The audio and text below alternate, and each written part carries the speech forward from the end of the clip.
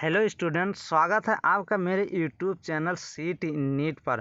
तो स्टूडेंट, हम लोग हिंदी पैरामेडिकल और नर्सिंग एग्ज़ाम के लिए हिंदी में क्वेश्चन कर रहे हैं।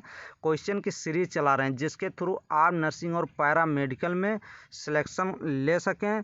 जो उत्तर प्रदेश यूनिवर्सिटी या medical science CP net entrance exam के नाम से जो क्या होता है एग्ज़ाम होता है, उसके थ्रू आप जो कोर्स चाहते हैं डिप्लोमा और क्या डिग्री की कोर्स आप लोग वो कर सकें। तो आप लोग इस चैनल को प्लीज़ सब्सक्राइब एंड शेयर ज़रूर करें। स्टूडेंट, आप लोग को CP नेट जो है नर्सिंग पैरामेडिकल एग्ज़ाम के पहले मेरे चैनल पर 1000 सब्सक्राइब करना है। तो आप लोग अपने फ्रेंड्स में जो एग्ज़ाम के थ्रू कोर्स करना चाहते हैं उनको बताओ, सब्सक्राइब कराओ, रिलेशन एंड व्हाट्सएप ग्रुप में भी शेयर करो। तो आप लोग डिस्क्रिप्शन में चेक करते रहिए, लिंक रहता है, वहाँ से आप अच्छे क्वेश्चन भी कर सकते हैं। तो क्वेश्चन नंबर 33 देखेंगे हम लोग। निम्नलिखित में से कौन सा एक अवशेषी अंग है? तो यहाँ पे ऑप्शन नंबर गुर्दा, दिल, आंत्रपुच्छ को अपेंडिक्स कहते हैं। डी ऑप्शन फेफड़े। तो अपेंडिक्स जो होता है ये क्या होता है? वेस्टिजियल आर्गन होता है। तो निम्नलिखित में से कौन एक अवशेषी अंग है? तो वो है अपेंडिक्स। ऑप्शन नंबर C सही हो जाएगा। Vestigial organ are the organ which are now useless होता है, बिना कोई यूज का होता है, नॉन फंक्शनल होता है। Appendix is one of the vestigial organ. Next question, फेफड़े निम्न में से किस झिल्ली से घिरे होते हैं? फुफ्फुस से, फुफ्फुस कला से, मध्यपट से, या श्वास नलिका से, या उरास्तिस से। तो lungs are soft and spongy because, क्योंकि ये किससे घिरे होते हैं? फुफ्फुस कला से घिरे होते हैं। तो ऑप्शन नंबर फर्स्ट सही हो जाएगा। फुफ्फुस कला क्या होती है? ये प्लूरल मेम्ब्रेन होती हैं।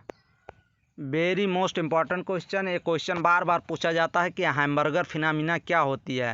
हैमबर्गर की घटना को क्लोराइड शिफ्ट भी कहा जाता है। तो ऑप्शन नंबर फर्स्ट देखेंगे hydrogen shift, B bicarbonate shift, C sodium shift और D क्लोराइड शिफ्ट।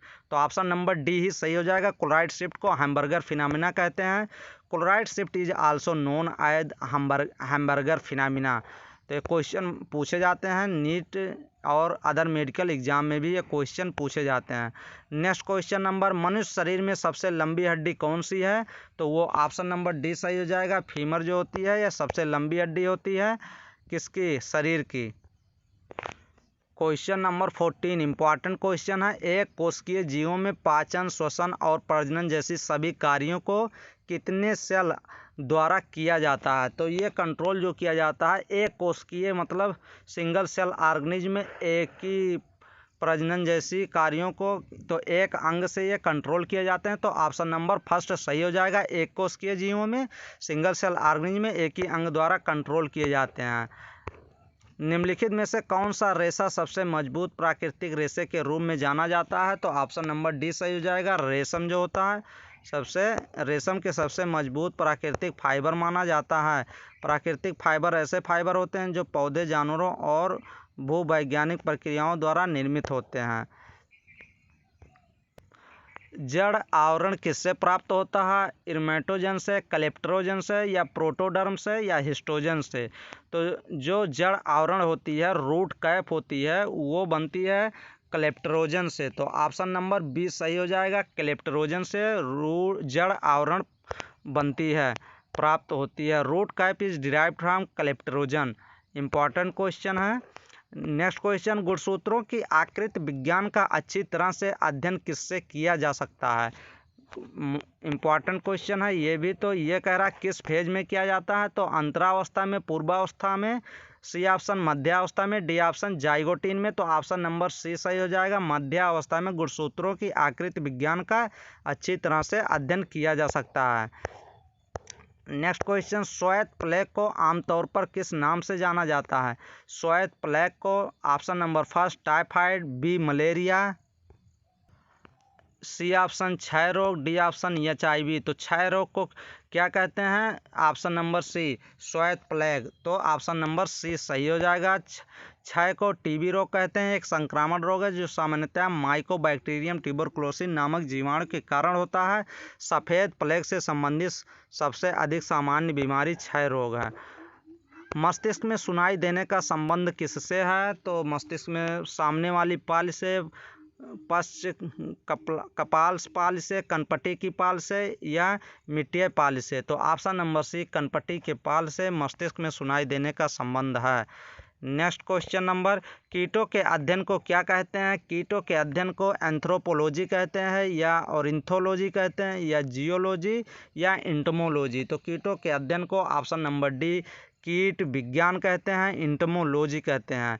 ये भी आप लोग ऑर्निथोलॉजी यहाँ होना चाहिए, ORNITHO होना चाहिए, THO। ये भी आप लोग इम्पॉर्टेंट है। ऑर्निथोलॉजी में पक्षी का अध्ययन किया जाता है, तो इम्पॉर्टेंट वो भी है, वो भी याद कर लीजिएगा।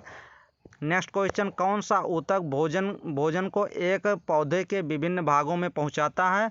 तो भोजन को पहुंचाने का फ्लोएम और करता है। तो ऑप्शन नंबर हम लोग देखेंगे। ऑप्शन नंबर फर्स्ट ही फ्लोएम दिया गया है, बी पैरेन्काइमा, सी जाइलम और डी स्क्लेरेन्काइमा दिया गया है। तो कौन सा ऑप्शन नंबर फर्स्ट फ्लोएम ही सही हो जाएगा, जो भोजन को एक स्थान से दूसरे स्थान में पहुंचाता। फ्लोएम वह संवहनी ऊतक है जो स्रोत ऊतकों से भोजन के परिवहन के लिए जिम्मेदार होता है। निम्न में से कौन सा एक कशेरुकी नहीं है? मतलब एक कशेरुकी इसमें से देखना है कौन नहीं है। तो फर्स्ट ऑप्शन एम्फियाक्सस दिया गया है, बी मछली, सी गौरैया, इनमें से कोई नहीं। तो ऑप्शन नंबर फर्स्ट जो है एम्फियाक्सस कशेरुकी नहीं होता है। तो ऑप्शन नंबर फर्स्ट सही करके जाएंगे। नेक्स्ट क्वेश्चन देखेंगे, निम्न में कौन सा संवहनीय पौधा नहीं है?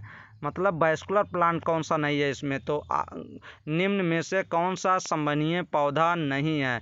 तो फर्न जो होता है वैस्कुलर प्लांट है, specialised tissue, xylem and phloem responsible for moving water, mineral and other product of photosynthesis throughout the plant. Fern are vascular plant. Fern जो होते हैं ये क्या होते हैं? वैस्कुलर प्लांट होते हैं। इसमें कह रहा है निम्न में कौन सा संवहनीय पौधा होता है? तो वैस्कुलर प्लांट जो होते हैं वो फर्न होते हैं। तो ऑप्शन बी सही हो जाएगा। नेक्स्ट क्वेश्चन नंबर, पादप कोशिका भित्ति मुख्यतः किससे बनी होती है?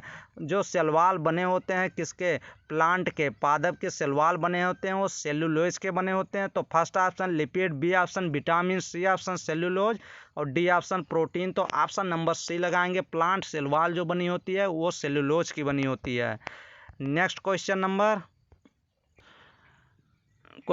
51, निम्नलिखित में से किसको कोशिका का शक्तिग्राह भी कहा जाता है? शक्तिग्राह मतलब ये एटीपी जनरेट कहाँ पे होती है? तो फर्स्ट ऑप्शन लवक, सूत्रकणिका, गाल्जिका, डी ऑप्शन कोशिका भित्ति। तो ऑप्शन नंबर 20 सही हो जाएगा। माइटोकॉन्ड्रिया को क्या कहते हैं? सूत्रकणिका कहते हैं। तो ऑप्शन नंबर 20 सही हो जाएगा। सूत्रकणिका को सेल का पावर हाउस के रूप में भी जाना जाता है। सूत्रकणिका एटीपी एडेनोसिन ट्राइफॉस्फेट अणुओं के रूप में ऊर्जा बनाते हैं, जो पोषक तत्व लेते हैं और उन्हें तोड़ते हैं और सेल के लिए ऊर्जा बनाने की इस प्रक्रिया को सेलुलर श्वसन के रूप में जाना जाता है। नेक्स्ट क्वेश्चन, निम्नलिखित में से कौन सी मानव शरीर की सबसे बड़ी कोशिकाएं हैं? ये कोशिका की बात कर रहा है। तो अग्न्याशय कोशिकाएं, उपकला कोशिकाएं या तंत्रिका कोशिकाएं या अधिचर्मी कोशिकाएं? तो ऑप्शन नंबर सी देखेंगे, तंत्रिका कोशिकाएं जो होती हैं ये मानव शरीर की सबसे बड़ी कोशिकाएं होती हैं। इंपॉर्टेंट क्वेश्चन ये भी है। नेक्स्ट क्वेश्चन जो है ये इंपॉर्टेंट क्वेश्चन ये भी है। क्वेश्चन नंबर 55 सरल क्वेश्चन है लेकिन बार बार एग्जाम में पूछा जाता, मानव का वैज्ञानिक नाम क्या है? तो ऑप्शन नंबर सी होमो सेपियंस। ऑप्शन नंबर सी सही करेंगे, होमो सेपियंस मानव का वैज्ञानिक नाम है। निम्नलिखित में किसके मध्य सिनैप्स अंतराल स्थित होता है? दो तंत्रिका कोशिका के बीच, मस्तिष्क तथा मेरुरज्जा के बीच, दो गुर्दे के बीच, इनमें से कोई नहीं। तो सिनैप्स गैप जो प्रेजेंट होती है ये दो तंत्रिका कोशिका के बीच प्रेजेंट होती है। सिनैप्स गैप क्या होता है? Synapse gap is present between two neurons. Synapse act like a junction where the neurons meet each other. जहाँ पे न्यूरॉन्स मिलते हैं उसी को सिनैप्स कहते हैं। लाइकेन किन दो के बीच का संबंध है? Important question, very very important question. शैवाल और कवक, शैवाल और वृक्ष, कवक और वृक्ष, जीवाणु और शिव पौधे। तो लाइकेन जो होता है वो शैवाल और कवक, एल्गी और फंजाई के बीच कनेक्टिंग लिंक होता है। शैवाल और कवक ऑप्शन नंबर फर्स्ट सही हो जाएगा। तो ये क्वेश्चन इंपॉर्टेंट भी है। निम्नलिखित में से कौन सा संयोजक ऊतक नहीं है? अस्थि, उपस्थि, रक्त या कंकाल पेशी? तो ऑप्शन नंबर डी जो है संयोजक ऊतक नहीं है। कंकाल पेशी जो होता है ये कनेक्टिव टिश्यू नहीं होता है, कंकाल पेशी नहीं होता। तो ऑप्शन नंबर डी सही करेंगे। अजैव अवक्रमणीय कचरे नॉन बायोडिग्रेडेबल वेस्ट के निपटान का सर्वोत्तम तरीका क्या है? तो नॉन बायोडिग्रेडेबल जो होते हैं उसको जलाने से उसका सर्वोत्तम तरीका है, या ढेर लगाना, या दफनाना, या पुनर्चक्रण करना? तो ऑप्शन नंबर डी सही हो जाएगा, पुनर्चक्रण करना, एक रिसाइकलिंग करना। रिसाइकलिंग करना इसका क्या है? सर्वोत्तम तरीका है। तो ऑप्शन नंबर डी सही लगाएंगे। नेक्स्ट क्वेश्चन, निम्नलिखित में से स्वच्छतम ऊर्जा का स्रोत क्या है? जैविक ईंधन, फॉसिल ईंधन, न्यूक्लियर शक्ति या पवन ऊर्जा? तो ऑप्शन नंबर डी सही लगाएंगे। क्या जो स्वच्छतम ऊर्जा का स्रोत है पवन ऊर्जा है। नेक्स्ट क्वेश्चन नंबर, निम्न में से किस पाचन अंग में अम्ल होता है? एसिड किस में होता है? तो वो आमाशय, बी ऑप्शन छोटी आंत, C option appendix, D option colon. तो स्टोमच में क्या होता है? एसिड होता है, जो HCl एसिड होती है वो स्टोमच में होती है। तो ऑप्शन नंबर फर्स्ट सही हो जाएगा। रक्त में लाल रक्त कोशिका के बढ़ने से कौन सी स्थिति बन जाती है? अगर रेड ब्लड सेल्स ब्लड में बढ़ रहे हैं तो ऑप्शन नंबर फर्स्ट रक्त लपता हो जाएगी, या haemophilia, C option polycythaemia, D option leukaemia. तो पॉलीसाइथेमिया, अगर ब्लड में RBC की संख्या, रेड ब्लड सेल की संख्या बढ़ती है तो पॉलीसाइथेमिया हो जाती है। ऑप्शन नंबर सी करेक्ट करेंगे इस क्वेश्चन की। पॉलीसाइथेमिया एक ऐसी स्थिति है जिसके फलस्वरूप रक्त प्रवाह में परिसंचारी लाल रक्त कणिकाओं का स्तर बढ़ जाता है।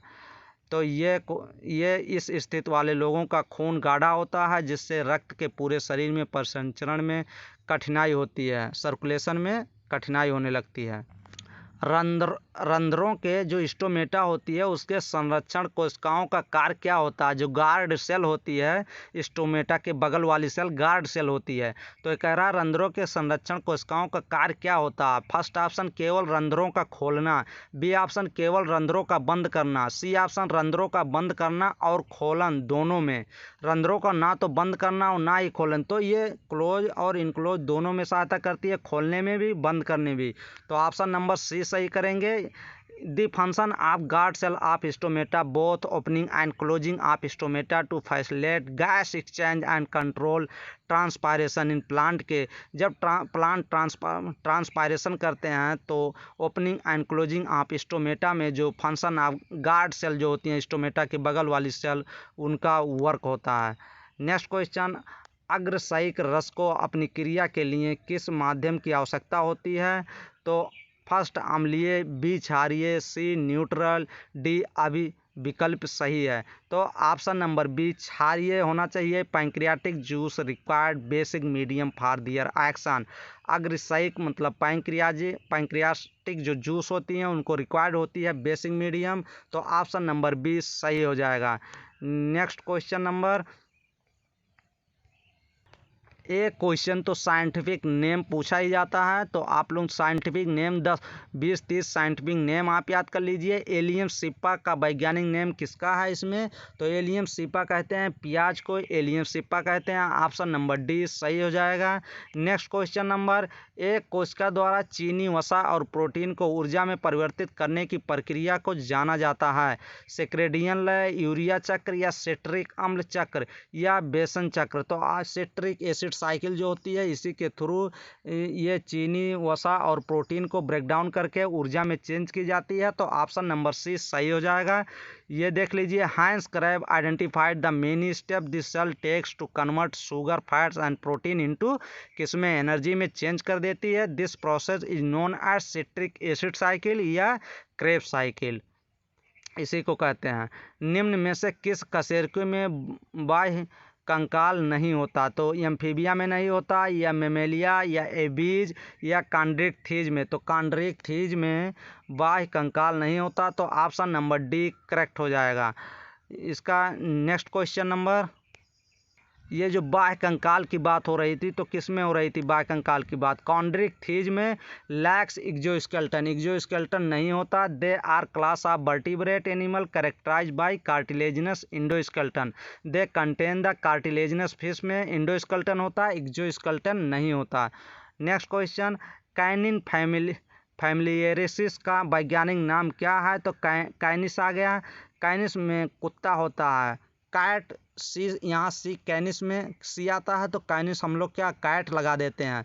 ये क्वेश्चन बहुत मिस्टेक कर देते हैं, कैनिस में डॉग होगा, तो ऑप्शन नंबर बी सही करेंगे। Canis lupus is the scientific name of wolf, genus of the Canidae. ये देखिए कैनेडी का मतलब क्या होता है, यहाँ पे डॉग से लीजिएगा। दालें निम्नलिखित में से किसकी प्रचुर स्रोत है? दालों में सबसे अधिक कार्बोहाइड्रेट होता है या प्रोटीन्स या खनिज या विटामिन से? तो प्रोटीन्स, दाल में सबसे अधिक प्रोटीन्स पाई जाती है, तो ऑप्शन नंबर बी करेक्ट करेंगे। दालें प्रोटीन का एक प्राकृतिक स्रोत है, ये फलीदार पौधों के परिवार में पौधों का खाद्य बीज है। नेक्स्ट क्वेश्चन नंबर, एक क्वेश्चन और साइंटिफिक बेस पे है। अजादिरिकाटा इंडिका का वैज्ञानिक क्या है, वैज्ञानिक नाम क्या है? तो अजादिरिकाटा इंडिका का वैज्ञानिक नाम नीम का होता है या सागौन या सिल्वर ओक या तुलसी? तो ऑप्शन नंबर फर्स्ट सही हो जाएगा। नीम को क्या कहते हैं? Scientific name of neem is एजार्डिका indica. It is found in tropical and subtropical area में। जीवाणु के वातावरण को जीवित भाग को क्या कहते हैं? अजैविक कारक या आवास या जैविक कारक या जीवित कारक? तो बायोटिक फैक्टर जीवाणु के वातावरण को जीवित भाग कहते हैं, तो ऑप्शन नंबर सी क्या बायोटिक फैक्टर जैविक कारक, ऑप्शन नंबर सी सही हो जाएगा। The part of ecosystem they're alive and affect the population of other organism in the environment are called biotic factor. पेड़ में ऊर्जा उत्पन्न करने की प्रक्रिया को किस नाम से जाना जाता है? तो यहाँ फिल करना, अवशोषण, अवकरण, प्रकाश संश्लेषण या वाष्पीकरण? तो ऑप्शन नंबर सी प्रकाश संश्लेषण, फोटोसिंथेसिस के थ्रू पेड़ में ऊर्जा उत्पन्न करने की प्रक्रिया होती है। The process of reproducing energy in plant is known as photosynthesis. तो ऑप्शन नंबर कौन सा सही हो जाएगा? ऑप्शन नंबर सी सही हो जाएगा। हम लोग ऑप्शन नंबर सी सही करेंगे। नेक्स्ट क्वेश्चन हम लोग नेक्स्ट वीडियो में करेंगे। Thanks for watching complete video. Subscribe my channel and share my video. Thank you students.